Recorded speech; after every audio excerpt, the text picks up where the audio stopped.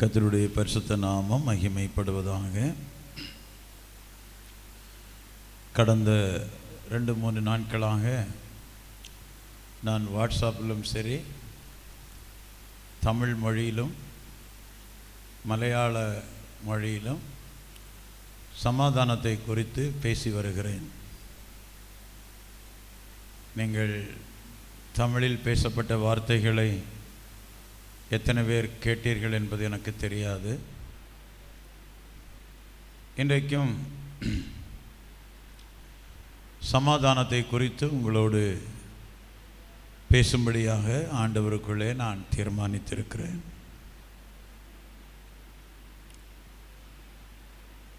அன்புக்குரிய கர்த்தருடைய பிள்ளைகளே,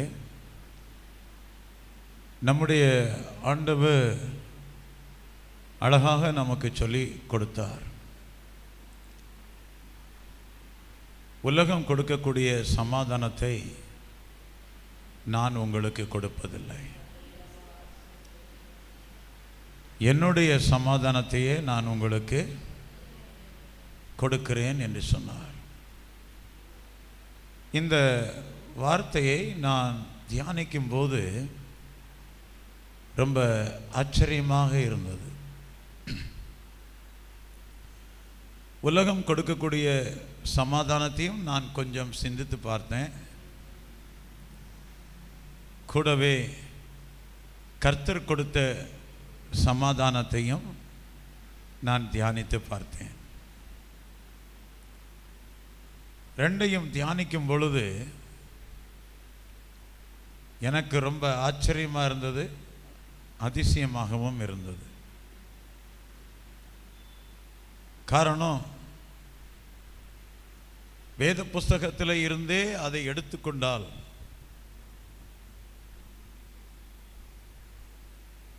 ஒரு மனுஷன் பிறந்த நாளை கொண்டாடுகிறான்.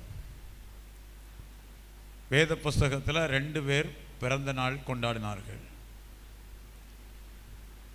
ஒன்று பார்வோன் ராஜா பிறந்த நாள் கொண்டாடினார்,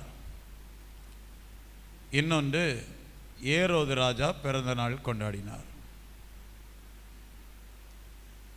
இந்த 2 பேரும் பிறந்த நாள் கொண்டாடும் போது நடந்த சம்பவம், பார்வோன் கொண்டாடும் பொழுது சுயம்பாவிகளின் தலைவன் தலை மரத்திலே தூக்கப்பட்டது. ஏரோது ராஜா தன்னுடைய பிறந்த நாளை கொண்டாடும் பொழுது யோவான் ஸ்நானனுடைய தலை வெட்டப்பட்டது. இன்றைக்கு மக்கள் பிறந்த நாள் கொண்டாடுகிறார்கள், கேக் வெட்டி மகிழ் கொண்டாடுகிறார்கள். நான் அதை குறித்து இங்கே பேச வரல. ஆனால் வேத புஸ்தகத்தில் 2 பேர் பிறந்த நாள் கொண்டாடினாங்க. அந்த நாளிலே 2 பேருடைய தலை போய்விட்டது. ஏரோது ராஜா பிறந்த நாள் கொண்டாடும் பொழுது அவன் தனக்கு முன்னாடி வைத்திருந்த காட்சிகள் டான்ஸ், ஆட்டம், பாட்டம். நல்லா கவனிங்க, அது எவ்வளவு நேரம் உனக்கு சமாதானத்தை கொடுக்கும்? ஏதோ கொஞ்ச நேரம் நீ ஆடுற, அந்த ஆட்டத்தை கொஞ்சம் ரசிக்கிற, அவ்வளோதான் உன்னுடைய சமாதானம். ஒரு ஈஸ்டர் பண்டிகை வருது, ஒரு கிறிஸ்மஸ் நாள் வருது, பற்பல சீரியல்கள், குடில்கள், கிறிஸ்மஸ் தாத்தாக்கள், வீடு வீடா வசன பாடுவது, ஏதோ கொஞ்ச நேரம் அந்த நேரம் பார்க்கறதுல ரசிக்கிறதுல என்னதோ தங்களுக்குள்ள ஒரு பெரிய சமாதானம் கிடைச்சது மாதிரி விசுவாசிகளும் போகிறாங்க, பெரிய பெரிய போதகர்களும் டிவியிலே பார்த்து ரசிக்கிறார்கள். ஜனக்கூட்டத்தில் பார்க்க போகல, ஆனால் டிவியில் பார்த்து ரசிக்கிறாங்க. கொஞ்ச நேரம் ஒரு சமாதானம். சாலமன் ராஜாவும் அரண்மனையிலே உலாவி கொண்டிருந்தார், கொஞ்சம் சமாதானம். தாவீது ராஜா தன்னுடைய வீட்டின் அரண்மனையிலே உலாவி கொண்டிருந்தா, பக்கத்து வீட்டில் பொண்ணு குளிச்சுட்டு நிற்கிறதா பார்த்தார், பாவத்தில் விழுந்தார். கொஞ்ச நேரம் சமாதானம். கொஞ்சம் சமாதானத்துக்காக பெரிய பாவத்தையும் செய்து கடைசியில் கொலையும் பண்ணி அவனுடைய வீட்டில் பட்டயம் வருவதற்கு ஏதுவாய் மாறிற்று. இப்படி நிறைய சொல்லிட்டே போலாம். உலகத்தில் காணப்படுகிற எல்லா சமாதானம் உள்ள வாழ்க்கையும் அது கொஞ்ச நேரம், அது கொஞ்ச நேரம். அது சாய்ந்து போகிற ஒரு நிழலை போலவும் புகை போலவும் தான் இந்த உலகத்துக்குரிய சமாதானங்கள் எல்லாமே காணப்படுகிறது. ஆனால் நம்முடைய தேவனாகிய கர்த்தர் கொடுக்கக்கூடிய சமாதானம் அப்படிப்பட்ட சமாதானம் இல்லை. அது நிரந்தரமான சமாதானம் என்றும், அது பரத்திலிருந்து வரக்கூடிய சமாதானம் என்றும், அந்த சமாதானத்தை தேவன் நதியை போல பாய பண்ணுகிறார் என்றும், அவரே சமாதானத்தின் தேவனாக காணப்படுகிறார் என்றும், அவரே சமாதான பிரபுவாக வெளிப்படுகிறார் என்றும் வேத புஸ்தகத்திலே நாம் வாசிக்கிறோம். ஆகவே கர்த்தருடைய பிள்ளைகள் தெரிந்து கொள்ள வேண்டிய ஒரு பெரிய காரியம் என்ன அப்படின்னு கேட்டால், இந்த உலகத்துக்குரிய எந்த சமாதானத்தினாலும் உங்களை நீங்கள் நிரப்ப வாஞ்சிக்க கூடாது.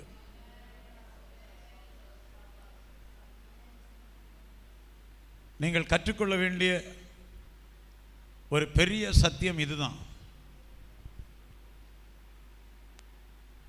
கொஞ்ச நேரம் அந்த உலக சமாதானத்துக்காக தேவன் நமக்கு வைத்திருக்கிற அல்லது தரக்கூடிய சமாதானத்தை நாம் இழக்கக்கூடாது. அதுதான் உங்களுக்கு சொல்லித்தர விரும்புகிறேன். இதை நீங்கள் உங்கள் வாழ்க்கையில் நீங்கள் அனுபவமாக்கி கொண்டு வந்துட்டீங்கன்னா உங்கள் இருதயம் எல்லாம் சமாதானத்தினால் நிரம்பி, அவர் சொன்னபடியே அந்த தேவ சமாதானம் நதியை போல உங்கள் இருதயத்திலே கடந்து வரும். எத்தனை பேர் வாஞ்சிக்கிறீங்க? ஸ்தோத்திரம், ஸ்தோத்திரம், ஸ்தோத்திரம், ஸ்தோத்திரம், ஸ்தோத்திரம், ஸ்தோத்திரம், ஸ்தோத்திரம், ஸ்தோத்திரம், ஸ்தோத்திரம், ஸ்தோத்திரம், ஸ்தோத்திரம், ஸ்தோத்திரம் ஆண்டவரே, ஸ்தோத்திரம், ஸ்தோத்திரம், ஸ்தோத்திரம், ஸ்தோத்திரம், ஸ்தோத்திரம், ஸ்தோத்திரம், ஸ்தோத்திரம், ஸ்தோத்திரம், ஸ்தோத்திரம். எபேசியரின் புஸ்தகத்தை நாம் வாசிக்கும் பொழுது அங்கே ஆண்டவர் சமாதானத்தை குறித்து ஒரு காரியத்தை நமக்கு சொல்லிக் கொடுக்கிறார். அப்போஸ்தலனாகிய பவுல் எழுதிய எபேசியரின் புஸ்தகம் 2ஆம் அதிகாரம் 15வது வசனத்தை நாம் வாசிக்கும் பொழுது, சட்ட திட்டங்களாகிய நியாய பிரமாணத்தை தம்முடைய மாம்சத்தினாலே ஒழித்து இரு திறத்தாரையும் தமக்குள்ளாக ஒரே புதிய மனுஷனாக சிருஷ்டித்து, கர்த்தருடைய பரிசுத்த நாமம் மகிமைப்படுவதாக. ரெண்டு பேரை அல்லது ரெண்டு நபரை ஒரே மனுஷனாக சிருஷ்டிக்கப்படும் பொழுது சமாதானம் வருகிறது. எப்படி? ரெண்டு பேர் ஒன்றாகணும். நாம் இனி 2 பேர் கிடையாது. நாம் 2 பேரும் ஒன்று. சிந்தையிலே ஒன்று, பார்வையிலே ஒன்று, நடத்தையிலே ஒன்று, கிரியையிலே ஒன்று. இப்படியாக இயேசு கிறிஸ்துவுக்குள்ளே நீங்களும் நானும் ஒன்றாய் காணப்படும் பொழுது முதலாவது என்ன வருகிறது? கர்த்தருடைய சமாதானம் நமக்குள்ளே வருது. அப்ப நம்ம தெரிந்து கொள்ள வேண்டிய ஒரு பெரிய சத்தியம் என்னது? இந்த நாள் வரைக்கும் நம்ம 2 பேரும் தனித்தனியாக வாழ்கிறோம் பார்த்தீங்களா? இந்த வாழ்க்கை நம்முடைய ஜீவியத்தில் இருக்கிறது வரைக்கும் கர்த்தருடைய சமாதானம் நமக்குள்ள என்ன செய்யாது? வரவே வராது. சரியா? 2 பேரும் தனித்தனியாக வாழ்கிறோம். தேவன் இணைத்ததை, அது கல்யாண வீட்டுக்கல்ல. நீ என்னைக்கு ஞானஸ்நானம் எடுத்துக்கொண்டாயோ அன்றைக்கே நீ இயேசுடைய கரத்தை பிடித்து விட்டாய். இதைத்தான் அருமையான அப்போஸ்தலனாகிய பவுல் ரோமருக்கு எழுதின நிருபத்திலே நமக்கு சொல்லிக் கொடுக்கிறார். என்ன சொல்லிக் கொடுக்கிறார்? வாசிக்கலாம். ரோமருக்கு எழுதின நிருபம் அதனுடைய 8ஆம் அதிகாரம். ரோமருக்கு எழுதின நிருபம் 8ஆம் அதிகாரம் 35வது வசனத்தில் இருந்து வாசிக்கலாம். உமது நிமித்தம், நல்ல கவனிங்க, ஆண்டவர் ஆகிய இயேசுவின் நிமித்தம் எந்நேரமும் கொல்லப்படுகிறோம். நல்ல கவனிங்க, எல்லா நேரமும் இயேசுவின் நிமித்தமாக கொல்லப்படுகிறோம், அடிக்கப்படுகிறோம், அவமானப்படுத்தப்படுகிறோம், பொய்யாய் குற்றச்சாட்டப்படுகிறோம், துரத்தப்படுகிறோம். இதைத்தான் அப்போஸ்தலனாகிய பவுல் சொல்லுகிறார். எந்நேரமும் கொல்லப்படுகிறோம். அடுத்தது, ஆட்டை எவ்வளவுதான் அடித்தாலும் அதை முகத்தை பார்த்து பார்த்தீங்கன்னா ஆட்டுக்க முகம் எப்படி இருக்கும்? கடந்த நாட்களில் உங்களுக்கு சொல்லிக் கொடுத்தேன். ஆட்டு கசாப்பு கடையில் ஒருபுறம் ஆட்டை அவன் வெட்டி வெட்டி மற்றவங்களுக்கு விற்பனை பண்ணி கொண்டு இருக்கிறான். ஆனால் மற்ற ஆடுகள் ஒண்ணுமே தெரியாம புல்லை மேய்ந்து கொண்டிருக்கிறது. அடுத்த நொடி எனக்கு இப்படிப்பட்ட ஒரு நிலைமை வரப்போகிறது. அந்த ஆட்டுக்கு அது தெரியல. ஏதோ புல்லு கிடைக்கிறது, அடுத்த நொடி பொழுதை அது சிந்திக்காமல் அது சாப்பிடுது. அதனால் தான் இங்கே சொல்லப்படுகிறது, அடிக்கப்படும் ஆடுகளைப் போல எண்ணப்படுகிறோம் என்று எழுதியிருக்கிறபடி நேரிட்டாலும் கிறிஸ்துவின் அன்பை விட்டு நம்மை பிரிப்பவன் யார்? உபத்திரவமோ, வியாகுலமோ, துன்பமோ, பசியோ, நிர்வாணமோ, நாசமோசமோ, பட்டயமோ, இவை எல்லாவற்றிலையும் நாம் நம்மில் அன்பு கூறுகிறவராலே முற்றிலும் ஜெயம் கொள்ளுகிறவர்களாய் இருக்கிறோமே. மரணமானாலும், ஜீவனானாலும், தேவதூதர்களானாலும், அதிகாரங்களானாலும், வல்லமைகளானாலும், நிகழ்காரியங்களானாலும், வரும் காரியங்களானாலும், உயர்வானாலும், தாழ்வானாலும், வேறு எந்த சிருஷ்டியானாலும் நம்முடைய கர்த்தராகிய கிறிஸ்து இயேசுவில் உள்ள தேவனுடைய அன்பை விட்டு நம்மை பிரிக்க மாட்டாதென்று நிச்சயித்திருக்கிறேன். அதனால்தான் தேவன் இணைத்ததை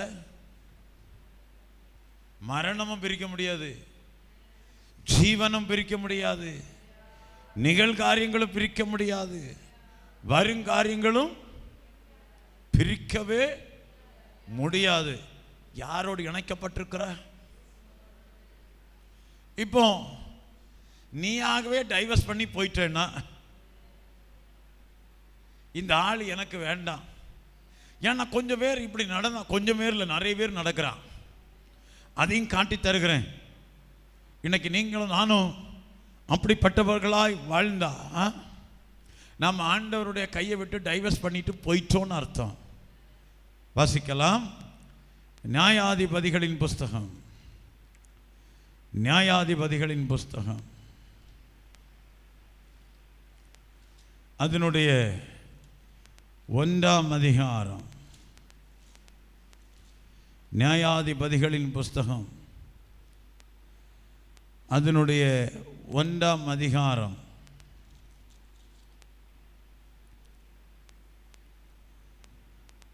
Praise the Lord.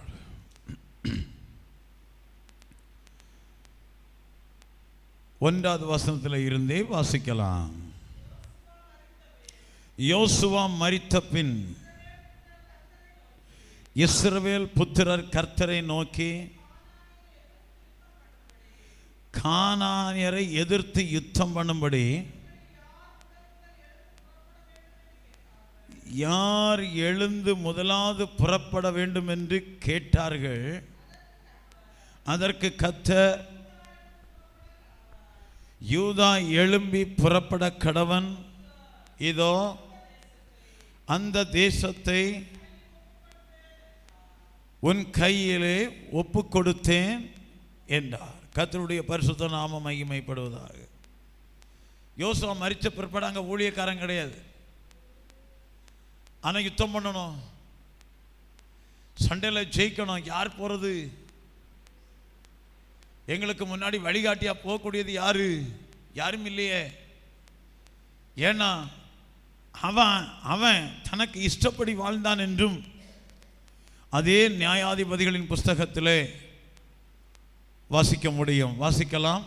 21ஆம் அதிகாரம் கடைசி வசனம், 25வது வசனத்தை வாசிக்கலாம். அந்நாட்களிலே இஸ்ரவேலில் ராஜா இல்லை, அவன்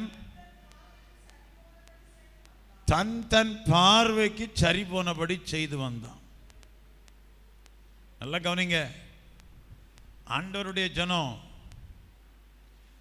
கற்பனைகளை பெற்றுக்கொண்டவர்கள், சிவந்த சமுத்திரத்தின் வழியாக வெளியே வந்தவர்கள்,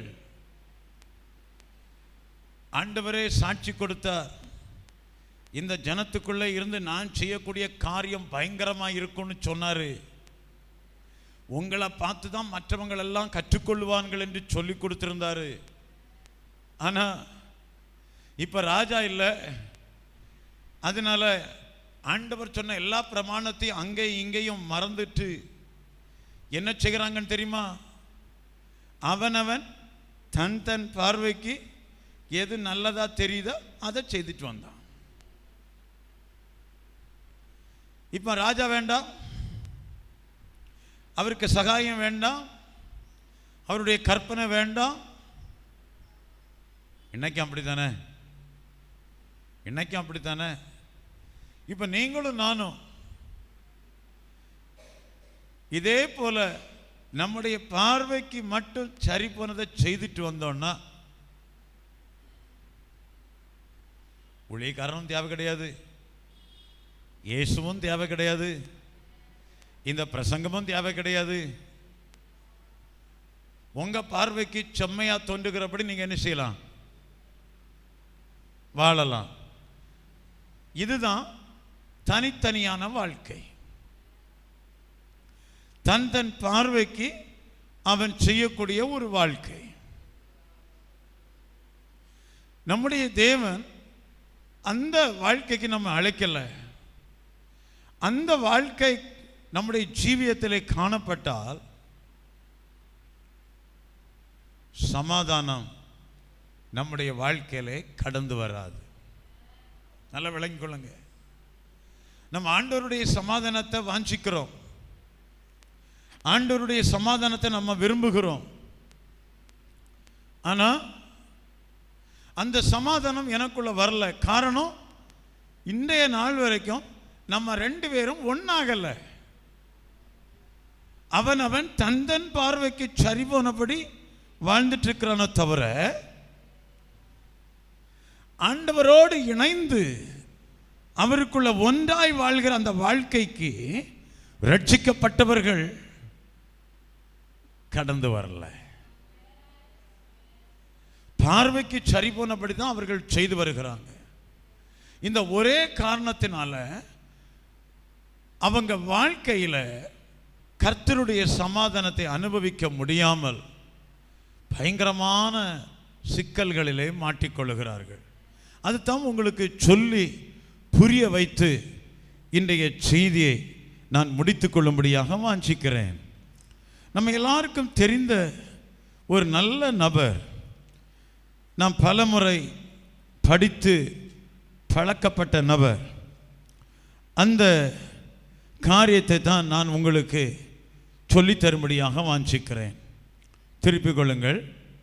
2 ராஜாக்களின் புஸ்தகம் 9ஆம் அதிகாரம். 2 ராஜாக்களின் புஸ்தகம் 9ஆம் அதிகாரம் அதனுடைய 22வது வசனத்தை நாம் வாசிக்கலாம். யோராம் யெகூவை கண்டவுடனே, யெகூவே சமாதானமா என்றான். அதற்கு யெகூ,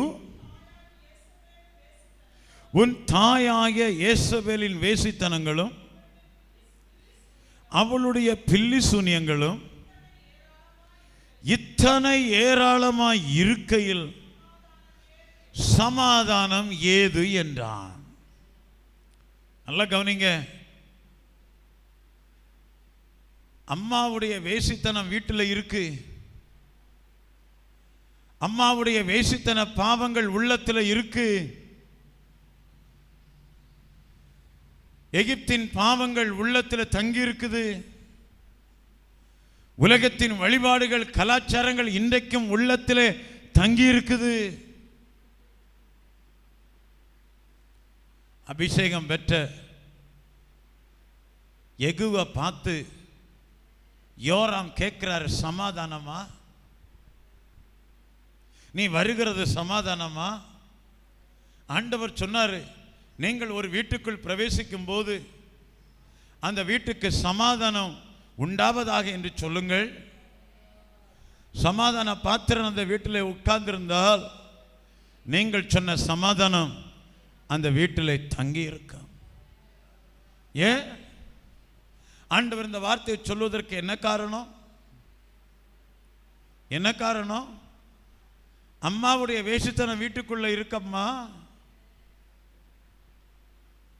பில்லு சுனிய பாவம் உள்ள இருக்குது. நீங்க கேட்பீங்க, பில்லு சுனிய பாவம் 1 சாமுவேல் 15ஆம் அதிகாரம், 1 சாமுவேலின் புஸ்தகம் அதனுடைய 15ஆம் அதிகாரம் காட்டி தருகிறேன்.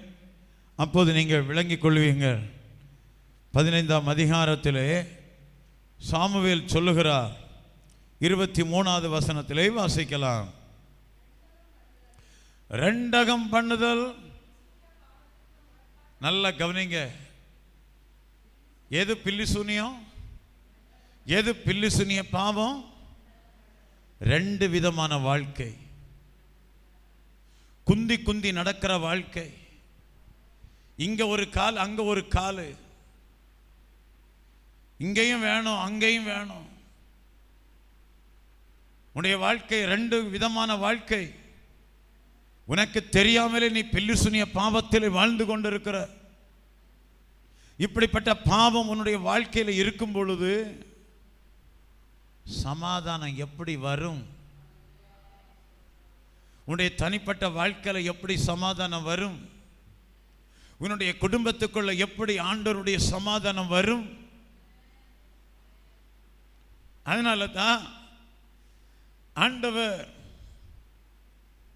ஐயா சமாதான பிரபுவாக, சமாதான காரணராக, சமாதானத்தை நதியை போல பாய பண்ணும்படியாக, ஐயா இனி நம்ம 2 பேரும் தனித்தனியா வாழண்டாம், ஒன்று செய்வோம். இன்று முதல் நம்ம 2 பேரும் ஒன்றாய் வாழ்ந்துருவோம். நம்ம 2 பேரும் சேர்ந்து வாழ்வோம். வேற எந்த வல்லமையிலும் பிரிக்கிறதுக்கு இனி இடம் கொடுக்க கூடாது. ஒரு நகமும் சதையும் போல நம்ம 2 பேரும் ஒன்றாய் வாழ்ந்துருவோம். அப்போ உலகம் கொடுக்கிற சமாதானம் இல்லை, பரலோகம் கொடுக்கிற சமாதானத்தை உன் உள்ளத்தில் நதியாக நான் ஊற்ற பண்ண போகிறேன் என்று ஆண்டவர் வாக்கு பண்ணுகிறார். நல்லா கவனிங்க. இந்த விஷயத்தை அன்புக்குரிய பெரும்பாடுள்ள ஸ்திரீ புரிந்து கொண்டாள். அதனால தான் ஆண்டவர் கிட்ட அவள் வரும்பொழுது லூக்கா சுவிசேஷம் அதனுடைய 8ஆம் அதிகாரம், லூக்கா எழுதின சுவிசேஷம் 8ஆம் அதிகாரம் அதனுடைய 43வது வசனத்தை வாசிக்கலாம். லூக்கா எழுதின சுவிசேஷம் 8ஆம் அதிகாரம் 43வது வசனத்தை வாசிக்கலாம். அப்பொழுது 12 வருடமாய் பெரும்பாடுள்ளவளாய் இருந்து தன் ஆஸ்திகளை எல்லாம் வைத்தியர்களுக்கு செலவழித்தும் ஒருவனாலும் சொஸ்தமாக்கப்படாதிருந்த ஒரு ஸ்திரீ. நல்லா கவனிங்க. 12 வருஷமாய் பெரும்பாடு அவளுடைய வாழ்க்கையில். அதனால் அவள் தன்னுடைய வாழ்க்கையில் ஒரு சமாதானம் இல்லாமல் வாழ்ந்து கொண்டிருந்தார். முதல்ல சொல்லிக் கொடுத்த, உனக்குள்ள வீட்டுக்குள்ள பில்லு சூனிய பாவம் இருந்தால், இயேசபேலின் வேசித்தனங்கள் இருந்தால், நீ கர்த்தருடைய சமாதானத்தை அனுபவிக்க முடியாது. இங்க 12 வருஷமாய் பெரும்பாடோடு வாழ்கிற ஸ்திரீ எவ்வளவோ பணங்களை வைத்தியர்களுக்கு செலவு பண்ணிவிட்டாள். சற்றாகிலும் குணமாக்கப்படவில்லை. ஆண்டவரை குறித்து கேள்விப்பட்டாள். மனதுக்குள்ள ஒரு தீர்மானம் எடுத்துக்கொண்டாள். வஸ்திரத்தின் ஓரத்தை ஆகில் நான் தொட்டுட்டேன்னா எனக்கு ஒரு நல்ல சுகம் கிடைக்குமே. நல்லா கவனிங்க.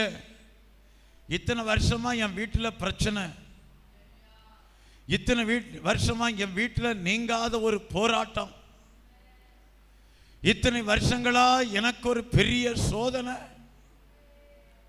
ஆண்டவரே, என்றைக்கு நான் இதிலிருந்து ஒரு விடுதலை அடைய முடியும், என்றைக்கு நான் இதிலிருந்து நான் வெளியே வர முடியும் என்று பெருமூச்சு விட்டு கொண்டிருக்கிற மக்கள் உண்டு.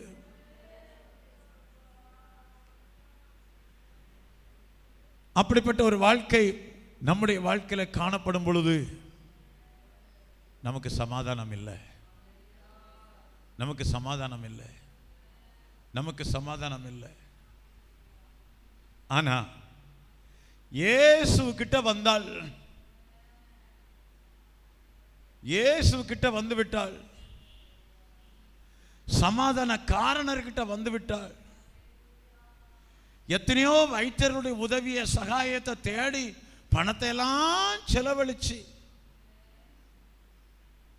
எங்கேயுமே சமாதானம் கிடைக்காம கிடைக்காம கிடைக்காம கிடைக்காம கடைசியா அவள் ஓடி வந்தது. இயேசுக்கு முன்னாடி போய் நிற்கிறதுக்கும் தகுதி இல்லை, இயேசுவை தொடுறதுக்கு நான் தகுதி இல்லை. ஒன்று செய்கிறேன், இயேசுக்கு வஸ்திரத்தை ஆகில நான் தொட்டு விடுகிறேன், அப்படி வஸ்திரத்தை ஆகிலும் தொட்டு விடுகிறேன். அப்படி ஒரு விசுவாசம். நான் தனிமை அல்ல, நான் தனிமை அல்ல, நான் அவரோடு சேர்ந்து வாழப் போகிறேன், நான் இயேசுவோடு சேர்ந்து வாழப் போகிறேன், நான் ஆண்டவரோடு சேர்ந்து வாழப் போகிறேன். நான் ரெண்டகம் பண்ண மாட்டேன், 2 வாழ்க்கை வாழ மாட்டேன், குந்தி குந்தி நடக்க மாட்டேன். ஒன்றாக நான் வாழப்போகிறேன். வஸ்திரத்தை தொட்டால் 46வது வசனத்தில் இயேசு கேட்குறாரு. என்ன கேட்குறார்? அதற்கு இயேசு, என்னிலிருந்து வல்லமை புறப்பட்டதை அறிந்திருக்கிறேன், ஆதலால் கர்த்தருக்கு ஸ்தோத்திரம். நல்லா கவனிங்க. திரள் கூட்டம் இயேசுவை நெருக்கிட்டு இருக்குது. பேதுரு கேட்குறான், இவ்வளவு ஜனங்கள் உங்களை நெருக்கிட்டு இருக்கும்போது நீங்கள் ஒரு ஆள் மாத்திரம்தான் தொட்டதா சொல்றீரு? கவனிங்க. உலகம் முழுவதும் திரள் கூட்டம் ஆண்டவரை ஆராதிக்கிறது, சேவிக்கிறது, நமக்கு அதை பற்றி கவலை கிடையாது. இயேசுக்கும் அதை குறித்து கவலை கிடையாது. நீங்க எத்தனை பேர் நெருக்கினாலும் இயேசு அதை பார்க்கறதும் கிடையாது. இயேசு பார்த்தது, யாரோ ஒருவர் விசுவாசத்தோடு என்னை தொட்டிருக்கிறார்கள். இன்றைக்கு இந்த ஜெபத்தில் வந்திருக்கிற தேவ பிள்ளைய, நீங்களும் இன்றைக்கு அந்த விசுவாசத்தோடு அவரை தொடுவீர்களானால், இயேசு உங்களை பார்த்து கேட்பாரு, என்னை ஒருவர் தொட்டதுண்டு. தொட்ட உடனே வல்லமை போயிருக்கு, அபிஷேகம் போயிருக்கு, ஆவியானவர் போயிருக்கிறார், அந்த பெரும்பாடுகள் நீங்கி இருக்கிறது. இப்போ என்ன நடக்குது? நல்லா கவனிங்க. ஆண்டவர் 48வது வசனத்தில் என்ன சொல்றாரு? அவர் அவளை பார்த்து, மகளே தொடர்கொள், உன் விசுவாசம் உன்னை ரட்சித்தது. எப்போ எப்போ ஆண்டவருக்கு சமாதானம் வந்தது? பெரும்பாடு போச்சுது. ஒரு ஆள் ஒரு பெரும்பாடு போட்டு வச்சிருந்தான், உள்ள பில்லிசுனியம் இருக்குது, 2 வாழ்க்கை இருக்குது, குந்தி குந்தி நடக்கிற, அம்மாவுடைய வேசித்தனம் இருக்குது. எப்படி நீ ஆண்டவருடைய சமாதானத்தை உனக்குள்ள கொண்டு வர முடியும்? ஒன்று செய், அவர் வஸ்திரத்தை இன்னைக்கு தொடு. உனக்குள்ள விசுவாசம், வஸ்திரத்தை தொடுகிற ஒரு விசுவாசம். ஆண்டவர் சொல்வார், என்னை ஒருவர் தொட்டார், இப்ப சமாதானம் வருது, நதியை போல வருது. ஏன்னா அவர் சொல்லிட்டார், வல்லமை இறங்கி போகுது. என்னை தொட்ட உடனே ஒரு வல்லமை போயிருக்கு. இப்போ நீ ஆண்டவரை விசுவாசம் தொடும்பொழுதெல்லாம் ஒரு வல்லமை இறங்கி வருது. ஆண்டுடைய வல்லமை இறங்கி வருது. அந்த வல்லமையை பெற்றுக்கொள்வதற்காக இந்த ராத்திரி கூட்டத்தில் கர்த்தர் உன்னை கொண்டு வந்திருக்கிறார். நம்ம எல்லாரும் கண்களை மூடுவோம்.